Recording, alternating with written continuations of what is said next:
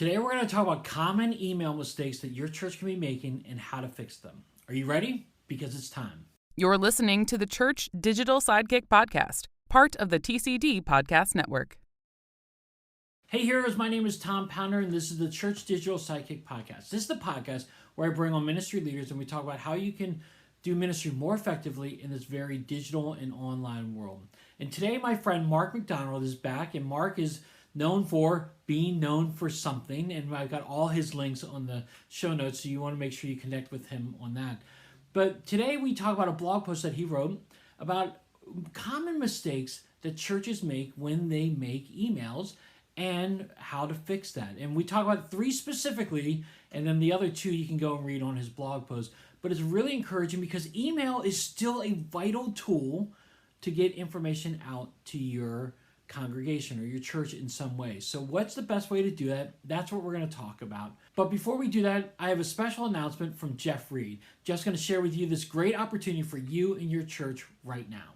Hey, Sidekick fans, Jeff here from the Church Digital Church Network, and I'm bringing to you an incredible opportunity to help churches like yours connect with spiritual explorers digitally. Maybe you've heard of this thing that's called He Gets Us. You've seen their ads on the NFL games or all over social media or even physical billboards around town. You see, He Gets Us is a US-based ad campaign that'll connect people seeking spiritual answers with pastors and volunteers who have the answers to these questions and get them connected to your physical and or digital expression of church. This is a great opportunity that will only expand as, oh, by the way, He Gets Us is running several Super Bowl ads. That's right. He Gets Us has got 2 ads running on the Super Bowl. Imagine the potential reach that your church can be a part of. By the way, for free. You see, that's right. You'll get 12 months of He Gets Us, 12 months of spiritual explorers delivered to your inbox, 12 months of the platform and the technology completely for free. For more information, go check out thechurch.digital/He-Gets-Us. thechurch.digital/He-Gets-Us. And oh, by the way, if you got questions, you can text me, 484-324-8724. Number 4, the church. All right, let's get you back here to the TCD Sidekick Podcast. Thanks, Tom. Thanks, Jeff. That was awesome. And I hope that you and your church take advantage of this great opportunity that you have to partner with this great ministry. So check that out. I've got all the links in the show notes for you to click and learn more about that. It's at thechurch.digital. Again, just click on the show notes and find the link there. You'll find it perfectly. All right, so now let's get into our conversation with Mark McDonald talking about common mistakes that churches make on email and how to fix them. All right, with me right now is Mark McDonald. Mark, how are you? I'm doing really good. It's always fun just to meet up a little bit and just, I mean, everyone always doesn't know what happens just before we press record, but we always have a good time. Yeah, one of the things I really like about you, you're really easy to talk to. And so, I mean, just having a free-flowing conversation before we hit the record button was really good. And I'm in just such a better mood right now. Well, that's good. I don't think I've ever seen you smile this much. Oh, good. That's always a good thing. That's always a good thing. All right. So, hey, Mark, I know you. We've known each other for a while, but some people on my podcast may not know who you are. So share with them a little bit about who you are and what you do. You know, it's just so crazy. I think every day I try to have an attitude of gratitude. And when I have my quiet time, oftentimes I think God just hears it over and over again. I can't believe that I get to do what I get to do. I'm a little kid from East Coast Canada, and I serve an amazing King who allows me to work with churches. I guess the path that got me here was, you know, I'm a graphic designer by trade. That's what my degree's in. I started working for one of Eastern Canada's largest ad agencies, became senior creative director. And out of all of that, I just kept thinking the church needs to know this stuff, and started working with churches, moved to North Carolina, and started, we kind of became the national voice of church communication, and started speaking at at conferences.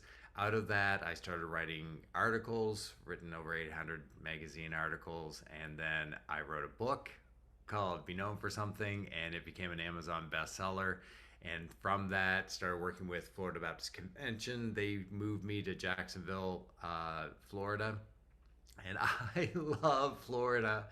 And as a Canadian, it's like I never want to go back to the weather that they're experiencing right now. Yeah. And now I run an agency called Be Known for Something, and we work with all kinds of denominations. And I'm also executive director for Center for Church Communication, which is about 10,000 churches across the country. So you probably sit on your hands pretty regularly with nothing to do, right? I mean, you've got nothing really going on. You know, every day I'm a to-do list guy. I don't know, are you a to-do list guy? I am, yeah. So I have, I work with Things, which is an amazing app. If you guys are interested in a to-do list app. But I'm also a little old school. I'm a whole bunch older than you. So I I always have my post-it notes, which Oh, are almost wow. embarrassing. So I have my master list over here on this computer, on this monitor, and then every day I have, okay, so here are the 5 things that I absolutely have to get done today. That's awesome. Okay, that's cool to hear how you function on this. We're not going to talk about to-do lists today, but I do have to share with you. I go back and forth. I have a notepad that I write my to-do list kind of for the week. I talk about do some things, and then I've learned to really, because we're so digital these days.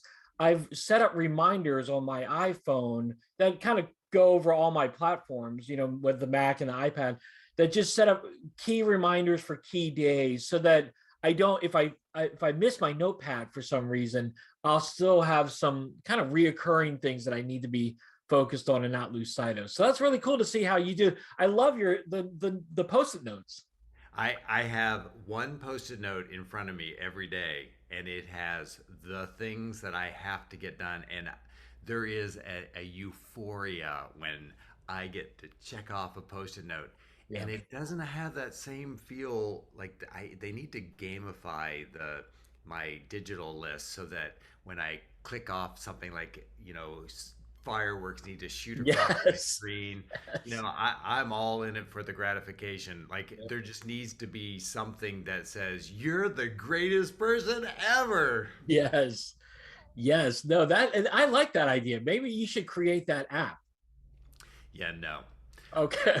So Okay. somebody who's listening right now should Yes. create that app Yeah. and maybe call it the Mark McDonald list or The Mark McDonald. There you go. There you go. Or lists by Mark McDonald. Um, Exactly. But being all about being known for something, I think, and because I am a to-do list guy, anyone who sees me at a conference, I usually in my briefcase, that sounded very old, in my my backpack, I usually have notepads, and the notepads are to don't lists, because as much as it's important for what we actually do, there's some things we just shouldn't do. And I do not develop apps. So that's on my to don't list. there you go. There you go. I love that you hit briefcase. I just want to go down the rabbit hole of just all the old school stuff that we used to do, because even though you are a little bit older than I am, not that much where I wouldn't know some of these things. I remember when my dad had the briefcase and he would take it into work. So, I um, remember when I had a Rolodex that I I can still remember. I thought, okay, so my Palm Pilot allows me to have an address book. So maybe I should transcribe. Oh my goodness, there's like 100 things on my Rolodex, and I think my contact list now is like 4 or 5 thousand people. So I'm glad that I switched to digital. Digital is the way. yeah. I'm glad we also don't have Palm Pilots. God, I love my Palm Pilot though. My Palm Pilot was I loved it. Okay, okay. Now people are probably going to get annoyed with us right now, but this would be good an offline conversation. Okay, so the reason why I have you on today is because we're going to talk about Google search, and we're going to talk about how that applies into our churches and our ministries. But just to kind of get the ball rolling a little bit, we most of us use Google basically every day, and we're searching stuff. So why is it important for us to understand how Google search works? Wow. Mainly because, as much as we probably understand it but don't want to admit it, Google runs the world. I mean, like, talk about old school stuff. I mean, it used to be, if a church wanted to be known in their community, they had to have their yellow page Yes. ad or their yellow page listing. The listing was free, but you can have an ad, and everybody and their dog who wants to go to church will find you just by your ad. Yes. Well, Google is the new Yellow Pages. And I shouldn't even say the new Yellow Pages, because Yellow Pages have long since died a very good death. Thank the Lord. Thank the Lord. I know, because it was far too much money. And then Google, when they first came out, it was all about, and we're doing this for free. Yeah. But what we know is that it really wasn't free. What they've done is they've put their tentacles out, and they own so much information that now they're kings. Yeah. Yeah, they're all really all over the place. It's really funny because again, you and I grew up when the internet really kind of came about. We knew it before, we knew the world before the internet. Now we know very well. And I would always just search on Google. I'm not Google, Yahoo. And then all my friends would be like, why are you using Yahoo? Just go to Google. It's so simple, it's so plain, and they give you all the right information. And I'm like, oh, okay. So now I use Google most of the time. So Well, and you point out a really good thing. I mean, the thing that Google did, like, you think AOL and Yahoo and MySpace and like all of that customization that it allowed you to do, and Google came out and said, we're going to be simple, we're going to be easy. There's going to be nothing else on the screen. It's just going to have that little bar, and you're here for search. Here's what we get. We do search. And it was kind of like McDonald's when they came along and said, you know what, we're gonna do hamburgers really well, but you got to do it the way we do hamburgers. And it just became a very simple system so that you can get what you're looking for. And you love our hamburgers. Dun, dun, dun, dun, dun. I do love. I still go to McDonald's and I'll get the cheeseburger meal because I just like their cheeseburgers. So, um, But we digress, right? yes, we do digress. Okay, so but here's the deal. Okay, so say for my church or my ministry, like there's that coveted first page of Google. Now, when you search something, you can get hundreds of pages of stuff, but really you want to be on the front page. Why do you want to be on the front page? Well, how many times do we search for something and ever go to the second page? Yeah. In fact, I'll say to somebody, so how many things are on the first page of Google? And they're like, oh, I don't know. I don't even think I scroll to the bottom. And it's true. I mean, we don't even scroll to the bottom anymore. That's why Google allows you to buy your yellow page ad or your Google ad at the top, and they put it at the top because, and that's going to go to what we're going to talk about today, the importance of the top.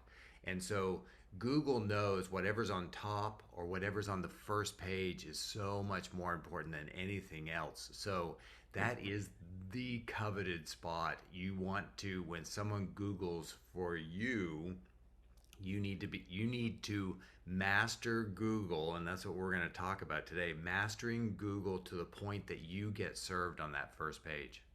So are you saying that if I'm a church of under 100 or even 200, that I can still get on the front page, the first page of Google? Absolutely, possibly. Absolutely. Okay, so let's digress. Let's go into this. Do I have to pay for it? Is it something that I have to pay for? So, yes, what we just talked about is, uh, if you absolutely, like, if someone's Googling for you, whatever your keywords are, like when someone's there Googling and you're hoping that you get served on that first page, whether that's your community churches or your community denominational churches, or I need God, and it's like, I would love to be there. I like, why is it always the big guys that are there? Well, you can you can kind of get around the whole amount of work and pay for it. So you can buy Google Ads. Just Google Ads, and Yeah. they will love to tell you how you can pay to to buy certain keywords to say if someone's searching for this, then you get put at the top. But I mean, it's a fair amount of money, and I think we've all been there. Like we all get spammed. I get spammed every day with these emails where people are. It's like, all you have to do is just pay us $1,000 a month, and we'll guarantee that you're on the first page. Well, I would I wouldn't do them. Right. Like go around them and just pay direct to Google, and you can get to the top, top of the first page of Yeah. Google. Okay, so that's one way to get on the kind of front page at the top. But there's an organic way too. There's stuff that you can be doing as a church. So let's talk about that. What can What you do you mean, especially by saying organic? What big words you use? What do you mean by well, that? well, organic, I just attribute to as free. It's a free way. There's the word. There's the Yes. key word. No Yes. pastor is saying, "How can I organically go get on the first page?" But if it's like, "How can I get to the first page free?" For Like there's, free, I mean, yes. I think every seminary, that's like there's like a full course on how to get as much stuff for free as possible. That's awesome. I got to go to seminary for that then. Okay, so let's break it down. What is it, the stuff that you can do to optimize your site so that you do show up on Google search? Okay, so there's essentially just three things. And the only reason why I say three is because again, that's another course in seminary that you have to break everything into three. There is a fourth one though. So if we have a little bit of extra time at the end, I'd love to share with you that fourth one, but it's a little bit harder, and especially it's harder for people who create content. But let's talk about the three Yeah. things first, okay? So number one, I mean, we've kind of shared a little bit back and forth. It's about keywords. Yes. So these keywords become king, and you and I, we struggle staying on topic sometimes. I don't know whether anyone else has noticed that before. But that this whole idea of staying on topic is, it would be like you saying, I want to reach the world. I'm trying to think of any keyword for a sermon. Come up with a key. Well, like what's a really good sermon title, right? That pops into your mind. There, I'm challenging you as a Yeah. host. How to grow in my faith. Oh, how to grow in your faith. I thought maybe because we're in February that you might have had love in there, but Oh, there you go. Yeah, let's talk about love. Okay, let's go. Let's okay, go. so let's talk about love would be an awesome thing. So it's kind of like, I'm a huge Saddleback Rick Warren guy. Purpose Driven was talk about old school writing that, I mean, that I read it and my mind exploded. It's like he said it. And that's really what I mean, be known for something is really just retelling you Purpose Driven. And the thing is that I finally made the Mecca tour to California, and I got to go to Saddleback, and I was like, oh man, I'm gonna hear purpose driven. I'm purpose. Like that's what I was searching for. And then I went, and he talked about weight loss that day, Oh, and I thought, I'm here for purpose. Like you could have at least tied. You can be purposeful longer if you don't weigh as much. Like I mean, like he could have tied it together somehow. yeah. But in the same sense, like if here we are around Valentine's Day and love, and if let's talk about love, it would be like you saying let's talk about love, and then people in your community going, wow, wonder what the church would have to say about love, and then arriving and then you not staying on topic. Yeah. So Google is really, really interested in people understanding what people are searching for and then staying on topic. And what I struggle with, even on our website, for something.com. It's hard for me. Like, I'll start a page and then I'll go, oh, but I should go, and then I probably should talk about, and I get off topic. And what Google says is that understand your keyword and stay on topic. That's the number one thing. It's like, you've got to come up with, for every page, you need to have a keyword. And when I say a keyword, and this is my frustration of spell check. Spell check likes keywords, but key phrases, they don't like that. They do it as 2 words, so I always have to auto correct and then like change it. But it's really a key phrase. Yeah. So a keyword is no longer, like, it's really hard to own. Like, if you decided, you know what, love, we're going to be all about love, and you try to own love, you're not going to be able to own it. So Google says, so you need to have what they call long tail keywords. So it's like, you have love there, but what kind of love? Like, is this, Christian love? Is this biblical love? Is this love? I don't know. You could come up with it, whatever. So every page of your website that you want to be discovered in the community or in your congregation, you have to know your key phrase, and that phrase should never be more than 4 or 5 words. If I was going to blue shirts, it's like I could try to own shirts, but blue shirts, adding a tail to it, allows me to have a little bit more of an opportunity to own it. But if I said men's blue shirts, then all of a sudden that the group of people looking for it, it gets smaller and smaller, so that I can really target, and you target through the key phrase. And then those key phrases, and I'm sorry, I can almost see you trying to ask a question in between. Did you have a question for me? No. Go. Keep on Okay. going. Keep on going. So those key phrases, Google just wants to say, okay, you can't say this page is all about this key phrase and then not use it. Yeah. So we've all been there where we've Googled something and then you get to the page and it's like, where the heck is, like, where's the word that I was just searching for? And like, I sometimes find myself, it's like, and then it's like, oh, I can search Command F, and then it brings up the find window and you search for it, and it's like, it's used once, and it's like, wong, wong. So they actually want you to use it. And so that 4 or 5 word key phrase needs to be used intact at least 2 to 3 times on that page.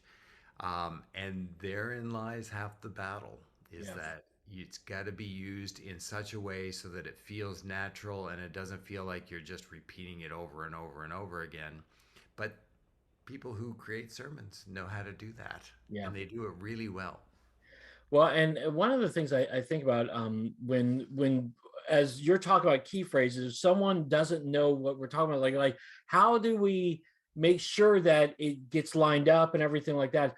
I know our church uses WordPress, and I actually am very comfortable with WordPress, and it's one of the bigger ones out there for sites.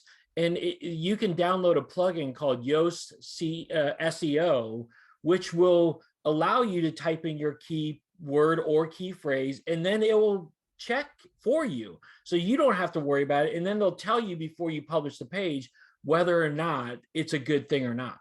See, and you dropped our keyword of the day. It's a free WordPress plugin. Yes, so free WordPress plugin will get more attention than, oh yeah, how much do I have to pay for that? Yeah. Like, Yoast is an amazing plugin, because what we're talking about today, all it does is it just tells you, did you do it or didn't you do it? Right. And so what it does is it puts a green light, a yellow light, or a red light. If you get a red light, that means you suck at everything that you're trying to do. Yes. This content will not be discoverable by anybody. Yep. And then when you you get a few of the things right and it gives you a yellow, and that's where the drive of gamification comes, where I'm like, I gotta get the green light. And like everybody in my office knows, when I get the green light, is like, I got the green light because I struggle trying to get all of these things right. And No, Yoast. no, you're exactly right. I'm like that too. When I get done writing a piece of content on WordPress and I see that the light is still red, I am like racking my brain. I'm like, okay, and then I switch it to yellow, and then I'm like, okay, I'm closer. And then when I get the green light, it is like, oh my gosh, this is great. I'm ready to go now. The Tom Pounder podcast is brought to you today by Yoast. No, we're not paid by Yoast. We love Yoast because, well, we become evangelists for it, mainly because it keeps us on track and it keeps us centered so that we understand what Google is looking for. And that's what, we're going to talk about. There's 3 or possibly 4 of the things that Yoast will keep you on track. Yeah. Okay. So you highlighted the one that was about keywords and key phrases. What's the second one? Yeah, the second one, so there's hidden stuff that Google gets to see, and it's called metadata. And we've talked about the metaverse to the nth degree because Facebook brought meta to the surface. So it's kind of like the behind the scenes digital glue that holds everything together. Well, there's a metaverse, there's a metadata area that's on your website where you have that secret wink wink with Google, and you've got to make sure that you've created a really good short paragraph. In fact, here's the key to this, is that keep it less than 155 characters. Yep. We're not talking words here, Yep. and it's not a lot. And what you want to do, anytime you get to see it, every time that you Google something. So when you Google something and you are looking for Christian love, or what the church says about love, or whatever, all you need is love. All the songs popping through my mind. Whatever you're Googling, when it gives you those search results, there's always that little paragraph right underneath the link. And that sometimes you don't see, like you'll get to it and it's like, no, I wanted what was in the paragraph, but it's not there on the page. Well, that's because it's part of the metaverse. So the metadata has been, somebody has shown control that not only do I know my key phrase, but I've used my key phrase 2 to 3 times. And what we talked about being at the top of the page, it also should be used in the first paragraph. They'll give you bonus points if you put it at the beginning of the first paragraph. And you've probably used it in the headline, so that the when you Googled it, you get the link that you're going to be using, and that link probably uses the thing that someone's just searched for, and then you see it in that metadata area. And that metadata area just needs to be very actionable. It can't be, whereas like the philosophical understanding of blah blah blah. Oh, this is like, click here in order to get your, like, I mean, it just needs to be very action oriented, and that metadata is very important because it does show up in your Google search. I like how you said it needs to be very action oriented. And so again, a lot of what we do with church communication stuff or any kind of communications is we want them to be pointing them to do something with that. And so the fact that you just highlighted it should be action oriented is a really good tip there. Absolutely. And the thing is that the more you stay on track for something that somebody's looking for, and the more you use it on your actual content and in the metadata, you just slowly rise to the top of Google, because Google knows I can count on this link delivering what you're looking for. Yeah. Well, it's really interesting too. Now that you're saying some of the stuff, Jay Cranda, right, from Saddleback. Yes, Yeah, yes. yeah. So Jay, one of the big online ministers, and he's been doing this for a really long time. One of the OGs, I like to say. But he actually tweeted something out fairly recently about how he was searching for something on Google, and actually one of my things came up, and it was something I did years ago, and about how to create an online Bible study with you version. But again, it popped up towards the very beginning because of how I used Yoast SEO to write on the metadata and also using the keywords, because what my keywords was what exactly he was searching for.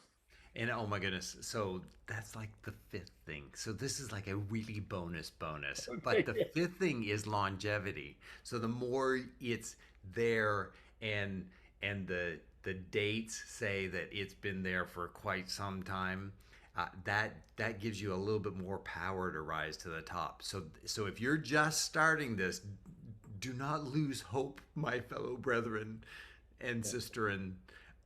You will eventually have longevity to get there, but it might take some time. And the problem is that if you're doing this correctly, it's a lot of work and it takes a lot of time. I waited a little farther into this to actually talk about this, but it's free. Yeah.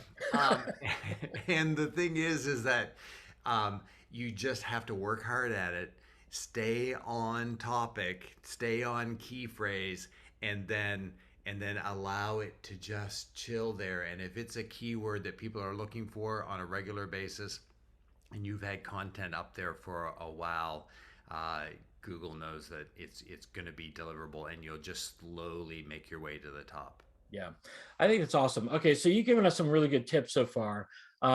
Whether it's two or three of them so far, because you included that fifth bonus one, we won't go there. But let's talk about the third one. Okay, yes, we'll ignore that fifth bonus.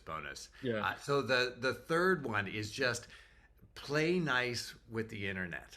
So just connect yourself. So so it used to be that Google would serve people to your homepage.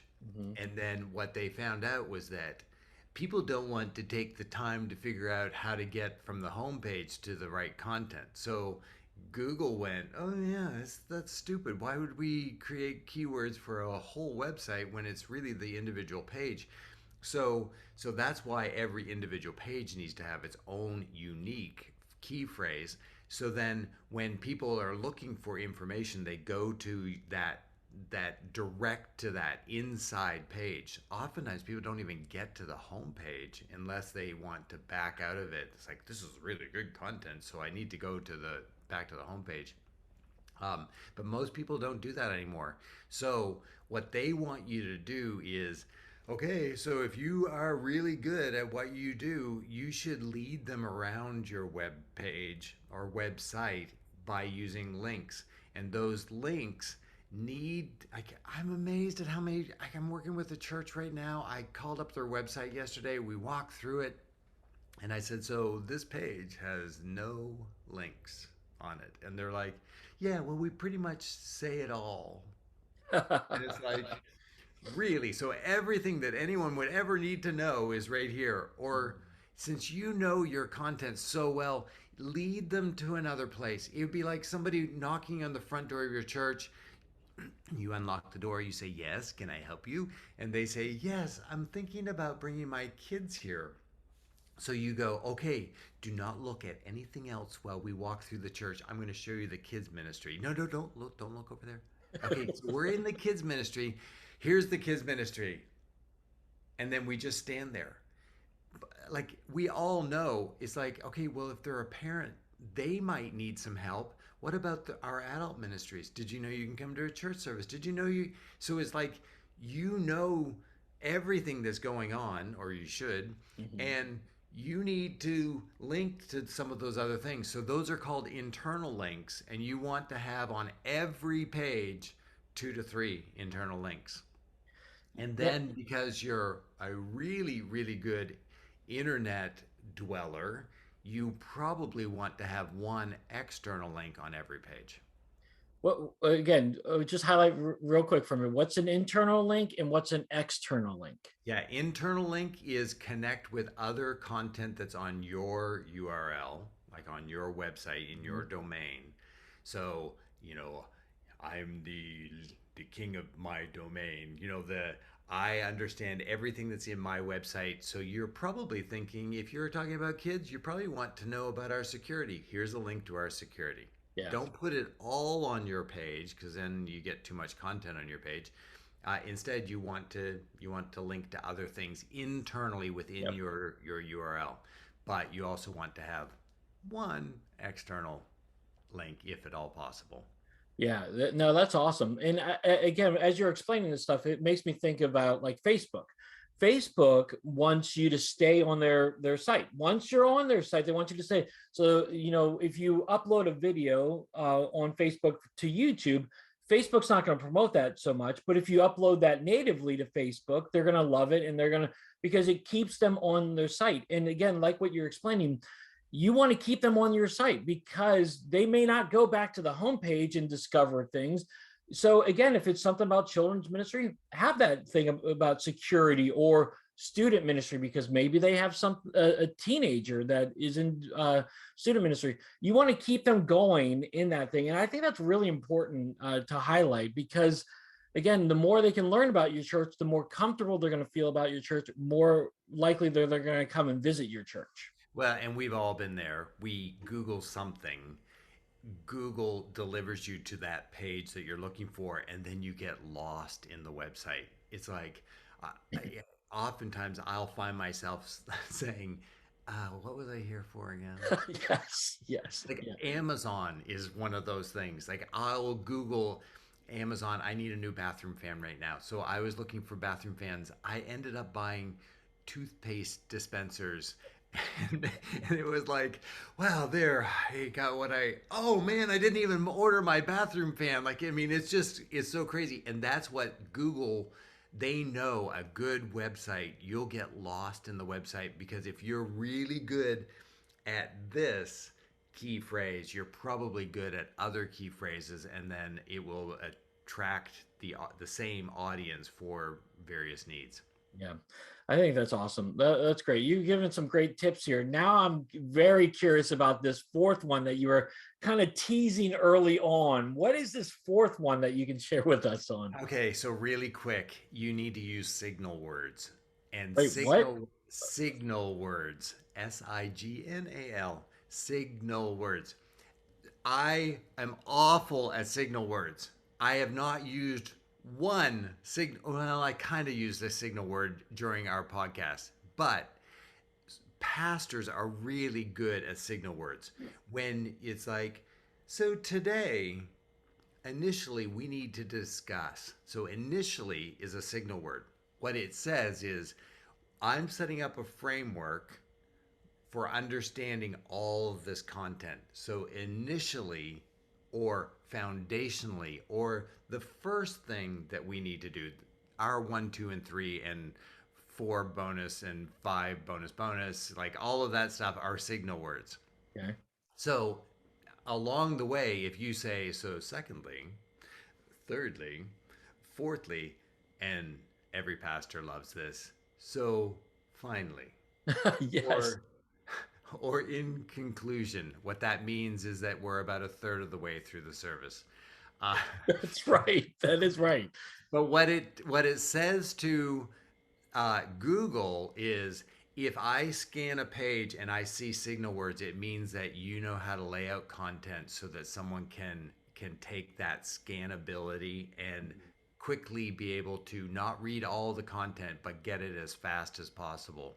And that's what Google just knows. Everyone wants to get what they're looking for as quickly as possible, and signal words will allow you to do it. The uh, I mean, it's just tough. I don't write that way, so I usually write content and then go back and add all the signal words. And if you just Google signal words, it will tell you all of the consequentially or initially or firstly, like all of those things, foundationally or in conclusion or at the end, like all of those things just need to be added in. Yeah. And weirdly enough, I always think it's just adding a complexity to what I'm writing. Like I just would rather just tell them. Yeah. And watch when you go to really good websites, they use them and we just ignore them now. Like it's just like we ignore when a pastor says in conclusion. Yeah. Well, this is really informative because I did not know about signal words. And so this is now I'm going to go back and rewrite some content. So, but seriously, I think that's really important. And I think so, as you're telling me this stuff, I'm like, okay, so we naturally we just probably don't think about this as we're talking and as we're writing. But if like what we say is if you just write your content, go and check out what some signal words are and then place them. Are there a minimum number you should have or? Google wants to see signal words in place so that it's enough that it feels organized. Okay. So if it's a small amount of content, then you probably don't need that many. But leading the first or second word with a signal word of a paragraph, like that, just all of a sudden, they're looking for scannability. So when you're looking down across the content, just very quickly you'll be able to know what skeleton that organizational outline is of the page. That's really good. That's really informative. I think of it too on the lines of a lot of my blog posts I'll write, like I'll use bullet points because I think a lot of times people read with scannability. And so I think having these signal words, if you're skimming through the article, you can look through in conclusion or secondly or thirdly. I think that helps the reader and then it helps your SEO. Absolutely. It's kind of like, where am I in the middle of all of this? Yeah. And it's why we do it in sermons. I mean, when we deliver a sermon or a large amount of content, oftentimes it's like to give people hope. Like we're almost there. Yeah. Yeah. And obviously, I mean, you've lived for the bonus of this podcast. Like I feel fulfilled because I've actually given you something that you didn't know, which is like it never happens. Yeah. So, I mean, maybe the title of this needs to be "Free Things, but Wait for the Bonus." I'm writing that down right now. Uh, It needs to be free SEO. I don't know. Like you just have to think. So what would, like, this is a really practical way to implement everything we just talked about. So what would people be Googling that this is a really good podcast for? And then come up with the key phrase, add your long tail to it, and then how do I work that into the actual title? And then once you've worked it into the title, okay, so how can we work it into the metadata? If you're going to post this on YouTube, which a lot of people are probably watching this on YouTube, Yep. then in the non-metadata, which is the actual title descriptions, how many times do you use it? If there's a couple of paragraphs, do you have a couple of signal words there? And then you just want to make sure that there's some links. It's like, how do you subscribe? Subscribe right there to this gentleman's podcast. He's the greatest ever. And the thing is that you also want to have some external links too. Oh, beknownforsomething.com is the way that you would probably get a hold of me. Yeah. Okay. This is awesome. I love this. And that's why I love talking to you because you're very practical and you talk in really good terms of what we can understand and directly apply. And so these give some people some really good opportunities here to make some quick, even they can go back to old content and just rechange some things and see how that impacts your optimization in the analytics and stuff. As we kind of wrap up though, any final thoughts, any other free type of insights you can share with us? Well, exactly what you just talked about. Okay, so here's what we do. We watch our Google Analytics. We always know what the top pages are and we know what the top posts are. And so our number one top post is always the exact same one that has nothing to do with anything that we do, but it's about church aquariums. Like, I mean, seriously, I know there's Wow. a keyword. But obviously, people are looking for church aquariums or church with the aquarium. Like, there's a big church in Texas that has a monster aquarium. It's the largest, um, largest non-public or privately owned aquarium, whatever. Anyway, Wow. so anyway, people are looking for it. So it's always our number one post. What that information does is, okay, so that's what people are appealing to. It has nothing to do with what we actually do. So I went into it and then added some really key links to say, so here's why this aquarium works. It works as a thread to what they are known for. And if you're interested in a thread, so I just added some salesy oriented stuff into it, added some links, added some external links, so that if people are looking, possibly for a great aquarium show, there's a Discovery Channel show about aquariums. So I link to it. So all of that stuff gets put into it. But what you just said about go back to old stuff, like things that are really important that aren't rising to the top, go back in and change them. And that actually helps with Google as well, because the more you change and update and add new stuff to your posts and pages, it actually, Google goes, oh, well, they're keeping up with their stuff and they're making sure that it's the correct information. So that all works as well. That's awesome. That's very encouraging. So I expect a lot of people to be going back to old content, myself included, and adding some different things to this. Mark, it's always great having you on the podcast. Always great talking to you. You're tons of insights. If someone wants to connect with you, how can someone connect with you? Again, give me your website again too, and also the information about your book, because I bet you your book would be really applicable as well.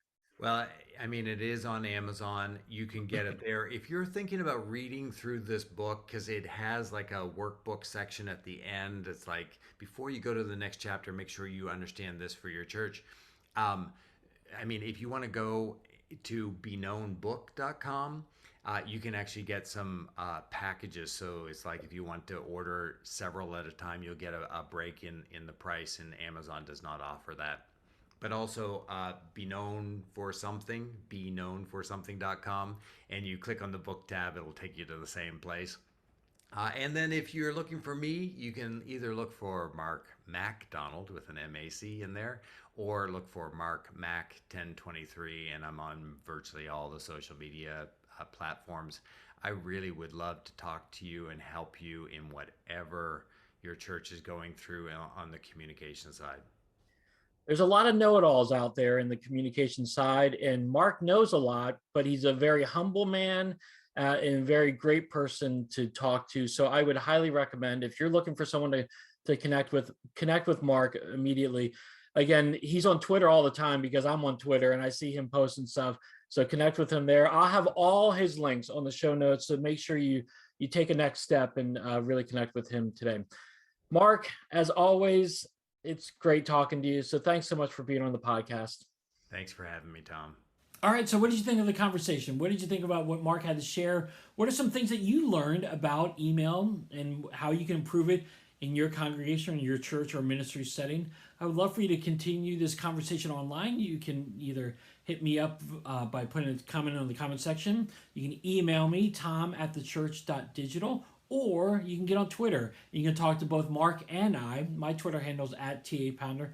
I would love to carry this conversation on so we can learn more about emailing tips and tricks and ideas so that we can be reaching more people with our message every time we send out an email. So go and continue this conversation online. I'd love to talk to you a little bit more about it. And same with Mark. He would love to talk to you as well.